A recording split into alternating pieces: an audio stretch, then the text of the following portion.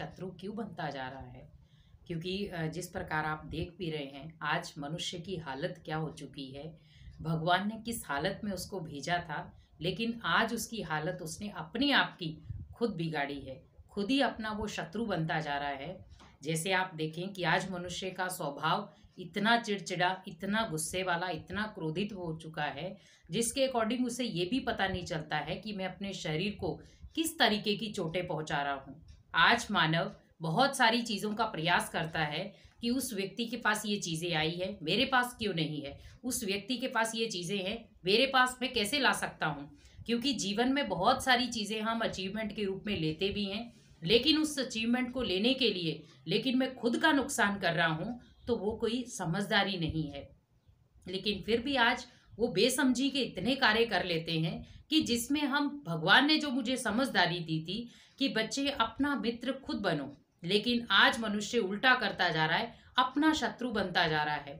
आज मान लो उसे पता है कि मेरी क्रोधावस्था से मेरा परिवार बिखर सकता है, मेरे नशे में जाने से मेरे परिवार के रिलेशन जो है वो बिगड़ सकते हैं, मेरा कुछ ऐसे गलत चीज़ें, गलत धंधों में जाने से मेरे व्यवसाय या मेरे कारोबार के ऊपर असर पड़ सकता है। लेकिन फिर भी वो उन सब चीज़ों को नज़रअंदाज करता जा रहा है, और उस चीज़ से नज़रअंदाज करते करते कई बार ऐसा भी होता है कि वो अपने आप को चोटें पहुंचाना शुरू कर देता है। या कई बार हम ऐसे भी देखते हैं कि या तो सुसाइड करने के लिए वो चीज़ें पॉसिबल समझता है कि मैं मर जाऊं तो वही बेटर है, लेकिन वो चीज़ कोई निवारण नहीं है। लेकिन अगर मेरे मन में ये चीज़ें आ गई हैं कि मैं इस चीज़ को अचीव नहीं कर सकता हूँ, तो वो मैं खुद के लिए ही एक शत्रु रूप बन रहा हूँ। क्योंकि कोई भी ऐसा कार्य नहीं है जो मानव नहीं कर सकता है, लेकिन वो उसकी सोच के ऊपर डिपेंड करता है कि वो क्या सोचना चाहता है और क्या बनना चाहता है।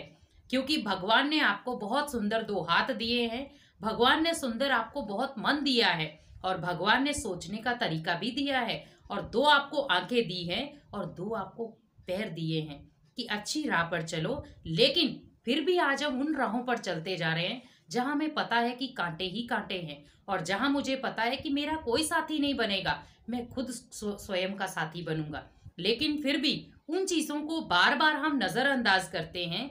लेकिन आप एक चीज़ समझिए कि जब मैं हर चीज़ के लिए अपने जीवन में पॉजिटिविटी रखूंगा, तो हमेशा मेरे साथ हर कोई मित्रता निभाएगा। लेकिन मैं अगर खुद का ही शत्रु हूं, तो कोई मेरे साथ मित्रता कैसे निभाएगा।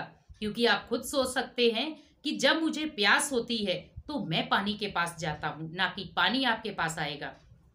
तो यही सोचिए कि जब मैं स्वयं स्वयं का शत्रु बन गया, तो कोई मित्र आपको क्यों बनाएगा। इसीलिए सोचिए कि मुझे पहले खुद का मित्र बनना है, ना कि शत्रु।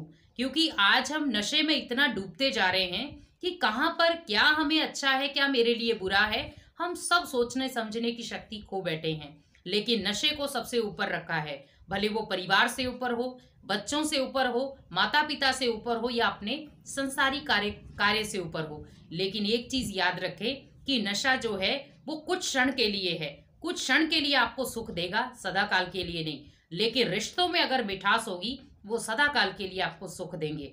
जिसके लिए आप अपने आप को, जब आप खुद के शत्रु बनते हैं, तो आप नशे का हाथ थामते हैं।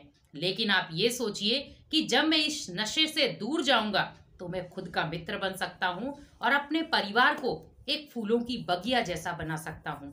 क्योंकि अगर मुझे माली बनना है अपने परिवार का, तो पहले मुझे ये देखना है कि कौन कौन से फूल किस तरीके से सजाए जाएं। क्योंकि अगर बगीचे में हम गले सड़े फूल देखते भी हैं, फिर भी उसको नजरअंदाज करते हैं, तो आपको पता है कि एक गला हुआ फूल अनेकों को खराब कर सकता है।